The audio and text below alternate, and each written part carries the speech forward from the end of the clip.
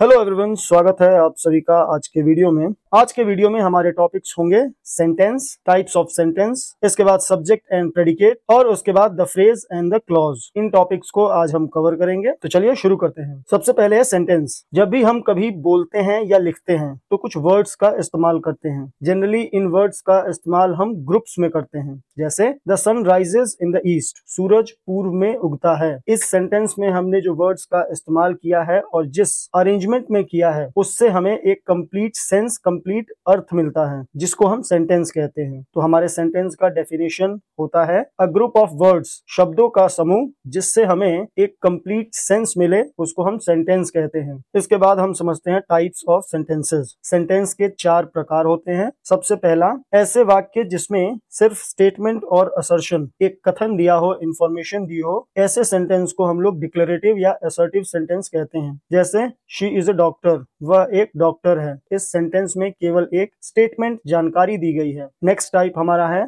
ऐसे सेंटेंस जिसमें प्रश्न पूछे जाए। ऐसे सेंटेंस को हम लोग इंट्रोगेटिव सेंटेंस कहते हैं, जैसे डू यू लाइक टी, क्या तुम्हें चाय पसंद है। नेक्स्ट हमारा सेंटेंस का टाइप है जिसमें कमांड, रिक्वेस्ट या एंटिटी, आदेश, अनुरोध या विनती का भाव दिखाई दे। ऐसे सेंटेंस को हम लोग इंपरेटिव सेंटेंस कहते हैं, जैसे प्लीज ओपन द डोर, कृपया दरवाजा खोलिए। इस सेंटेंस के भाव से हमें अनुरोध का पता चल रहा है, रिक्वेस्ट की जा रही है। नेक्स्ट सेंटेंस का टाइप है जिसमें स्ट्रॉन्ग फीलिंग को एक्सप्रेस किया जाए। ऐसे सेंटेंस को हम लोग एक्सक्लेमेटरी सेंटेंस कहते हैं, जैसे व्हाट अ ब्यूटीफुल डे, कितना सुहावना दिन है। इस सेंटेंस में एक स्ट्रॉन्ग फीलिंग को एक्सप्रेस किया जा रहा है, उसको व्यक्त किया जा रहा है। नेक्स्ट टॉपिक है हमारा सब्जेक्ट और प्रेडिकेट। जब कभी भी हम सेंटेंस बनाते हैं तो सबसे पहले उसमें किसी पर्सन या थिंग के नाम का जिक्र किया जाता है। उसके बाद उस पर्सन या थिंग के बारे में कुछ न कुछ कहा जाता है। इस हिसाब से सेंटेंस के 2 पार्ट होते हैं। पहला पार्ट जिसमें पर्सन या थिंग का नाम हो, उसको हम लोग सब्जेक्ट कहते हैं,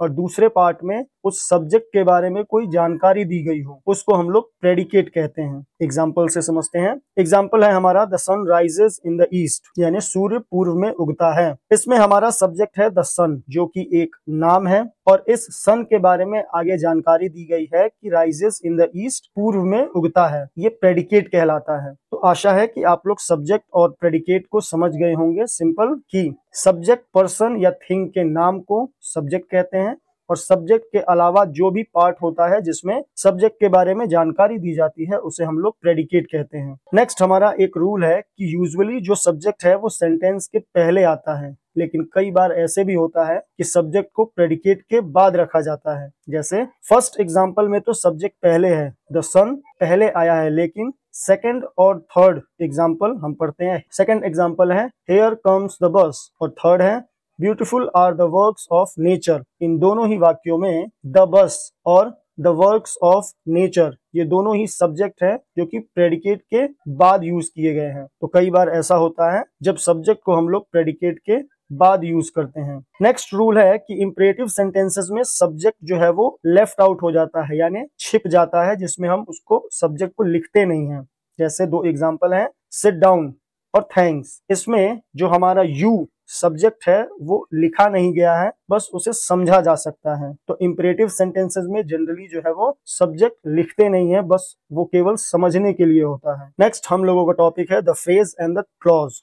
तो सबसे पहले हम फ्रेज को समझेंगे। ये ग्रुप ऑफ वर्ड्स दिए गए हैं इन द ईस्ट, इसको एक बार देखिए, और इससे हमें एक सेंस मिलता है। इन द ईस्ट यानी पूर्व दिशा में, लेकिन इससे हमें एक कंप्लीट सेंस नहीं मिलता है। अर्थ तो पता चलता है कि पूर्व दिशा में, लेकिन एक कंप्लीट सेंस नहीं मिल पाता है, इसीलिए ये एक सेंटेंस नहीं है। ऐसे ग्रुप ऑफ वर्ड्स जिससे हमें सेंस मिलता है लेकिन कंप्लीट सेंस नहीं मिलता है, उसे हम लोग फ्रेज कहते हैं। आइए एग्जांपल से समझते हैं। पहला एग्जांपल है he has a chain of gold. पूरा सेंटेंस का तो हमें एक कंप्लीट सेंस मिलता है, लेकिन जो बोल्ड लेटर में है ऑफ गोल्ड, उसका अर्थ भी है कि सोने का, लेकिन इस बोल्ड लेटर्स में सब्जेक्ट और वर्ब नहीं है, इसलिए ये एक कंप्लीट सेंस नहीं देता है, और इसको हम फ्रेज कहते हैं। सेकंड एग्जांपल में है she sat on the bench. On the bench, bench पर, ये एक अर्थ तो दे रहा है लेकिन कंप्लीट नहीं दे रहा है, क्योंकि सब्जेक्ट और वर्ब इसमें नहीं है, इसलिए ये एक फ्रेज है।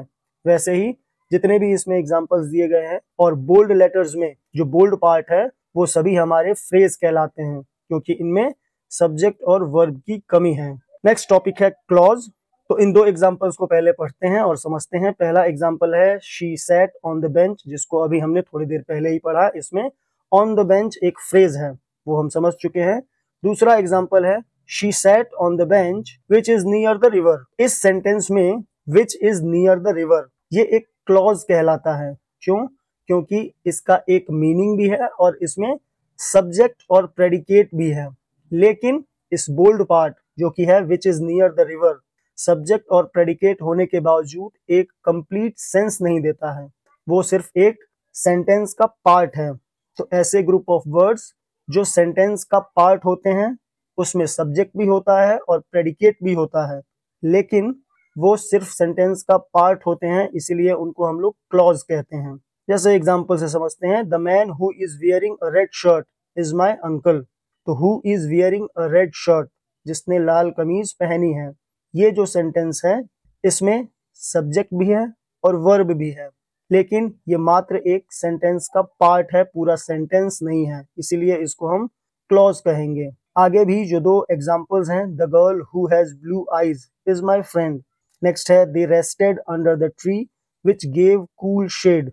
इन तीनों ही एग्जांपल्स में जो बोल्ड पार्ट है उसमें सब्जेक्ट भी है, सब्जेक्ट विच और हु, और वर्ब भी है। जैसे फर्स्ट में इज वियरिंग, सेकंड में हैज ब्लू आईज और थर्ड में गेव कूल शेड।